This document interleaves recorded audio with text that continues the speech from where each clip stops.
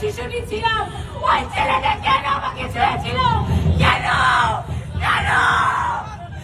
আপু, আপনাকে যেই ছেলেটা ছুঁয়েছিল সেই ছেলেটা যে বমি করতে করতে মারা গিয়েছে, আপনি কি সেই খোঁজ খবর রাখেন? কারণ আপনাদের শাহবাগীদের গায়ে তো গন্ধ। তরে কইছে তুই বেশি জানোস। আমার নিতম্বে কেন হাত দিতে হবে?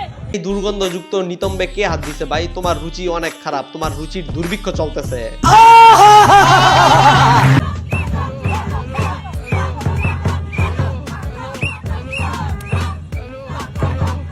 আপুটির উপর হুট করে কালিমা ভর করছে। যারা কালিমাকে সচক্ষে দেখেননি, আপুকে দেখে নিন।